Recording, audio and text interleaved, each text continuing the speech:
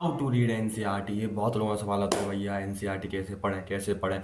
तो आज मैं आपको इसमें बताने वाला हूँ एनसीईआरटी कैसे पढ़नी चाहिए, मतलब पढ़ते कैसे हैं एनसीईआरटी। तो सबसे पहले आपको जो है वन शॉट्स देखनी है, दिस इज़ कंपलसरी। क्योंकि भाई जब आप एनसीईआरटी की लैंग्वेज लेके बैठे हुए ना, तो जो है आपको ये बहुत डिफिकल्ट दिखने वाली है, आपको समझ में नहीं आने वाली है।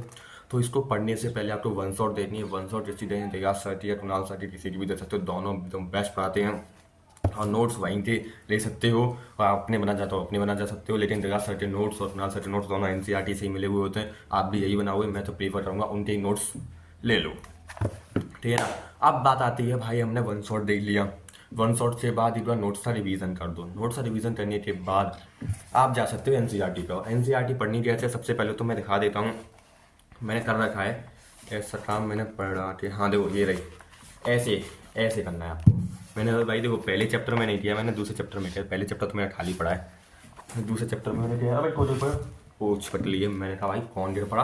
तो भाई देखो ऐसे करना है आपको। अब कहो भाई ये क्या है, रंग दिया रंग गया नहीं है। देखो ये जो भी की पॉइंट्स है ना, इनको जो है आपको अंडरलाइन कर लेना है। की पॉइंट्स आपको यहाँ पे पढ़ते जाना है, पढ़ते जाना है। जैसे मैं पढ़ूँ, as you have seen modern nationalism in India came to be associated with the formation of nation state.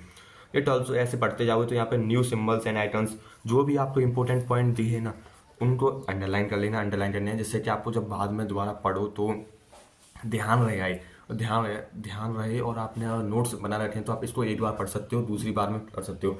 और जो भी आपको क्वेश्चन दिख रहे हैं इससे मिलते जुलते उन क्वेश्चंस को यहाँ पे लिख लिया, यहाँ पे क्वेश्चंस लिख लिए, जो भी आपको लग रहा है यहाँ से क्वेश्चंस बन सकते हैं। और मैंने क्या किया था, पर्सनली बता रहा हूँ, लेकिन मैंने दोबारा फॉलो नहीं किया, एक ही बार किया, फिर मैंने इसको पढ़ाई में तो ऐसे नोट्स पढ़े, ठीक है ना। मैं पर्सनली बताऊँ, आप पढ़ना चाहते हो तो मैंने कहा पढ़नी चाहिए, ज़रूर पढ़नी चाहिए, आपके पास टाइम है। मेरे पास तो जो है मैंने एक बार पढ़ी, मेरा तो मन ही नहीं किया था पढ़ने का, फिर मेरे पास टाइम ही नहीं मिला। लेकिन मैं रिकमेंड जरूर करूँगा, एनसीईआरटी पढ़नी चाहिए, बढ़िया होती है, ठीक है ना। मैंने बस ये सेकंड चैप्टर ही पढ़ा था, वो भी इतना ही पढ़ा था, इसके बाद आपने देखा ही नहीं हुआ, मैंने इतना ही पढ़ा था। लेकिन मैं रिकमेंड करूँगा, आपके पास टाइम है आपको जरूर पढ़नी चाहिए, इससे बहुत हेल्प मिलती है। वरना लास्ट टाइम में आप कहोगे भाई कैसे करें, लास्ट टाइम में टाइम नहीं मिल पाता है। हो तो जाएंगी सारी चीज़ें, लेकिन थोड़ा सा नर्वसनेस सी रह के होती हैं, ठीक है ना। एनसीईआरटी पढ़ लोगे तो ज़्यादा बढ़िया रहता है, ठीक है ना। और एनसीईआरटी में आप जो है, आप ये कीवर्ड्स की पॉइंट्स तो अंडरलाइन कर लोगे। उसके बाद जो भी आप पढ़ रहे हो, जैसे आपने फर्स्ट पैराग्राफ पढ़ा, सेकंड पैराग्राफ पढ़ा, तो इसका क्या कर लेना है। ऐसे आपने फर्स्ट पढ़ा, सेकंड पढ़ा, यहाँ से और बेटर समझ में आएगा। जैसे आपने फर्स्ट पढ़ा, सेकंड पढ़ा, तो यहाँ पे आपको तो ऐसे ये पॉइंट्स लिख लेने हैं, मतलब इस पैराग्राफ का क्या सार है वो आपको ऐसे की पॉइंट्स में लिख लेना है। जैसे पूरे पैराग्राफ में से एक की पॉइंट उठाए, यहाँ से आपको पूरी लाइन याद हो जाए, फिर उसमें एरो लगाया नीचे की तरफ, जैसे मैंने लगाया वैसे बैक कैमरा दिखाता हूँ। Now you understand easily, I hope.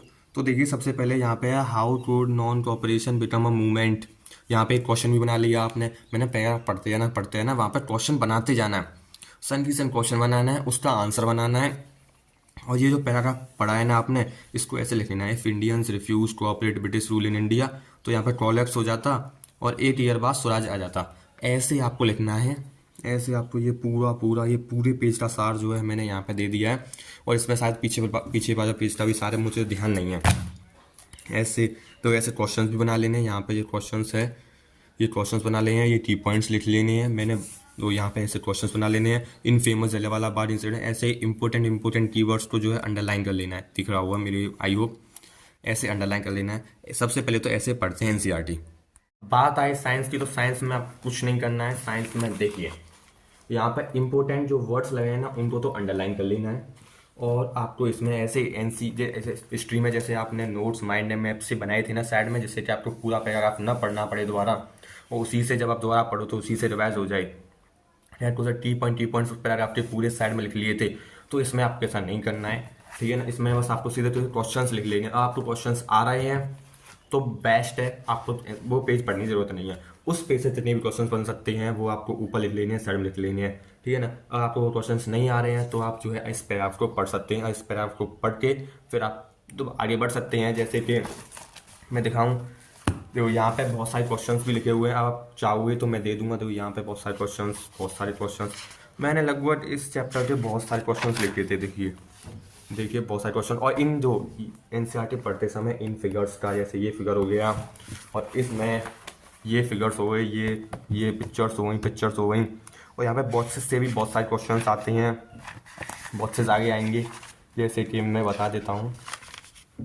In boxes होंगे, हाँ ऐसे ये रहा बॉक्सेस, दिख रहा हुआ ऐसे ये बॉक्सेस जो हो जाते हैं ना, इनसे क्वेश्चंस आते हैं, तो इनको ज़रूर पढ़ते जाना है। जो भी ग्रीन ऑरेंज बहुत सोर्स भी है इसमें भाई, बहुत इंपॉर्टेंट होते हैं और इनको पढ़ते जाना है। ये आपको हेल्प करेंगे, एनसीईआरटी इसीलिए पढ़नी चाहिए। पिक्चर्स और इन सबको साइड में लिखना जरूर, क्योंकि अब जब आप अगली बार पढ़ने आओगे तो आपको पूरे पैराग्राफ्स नहीं पढ़ने पड़ेंगे।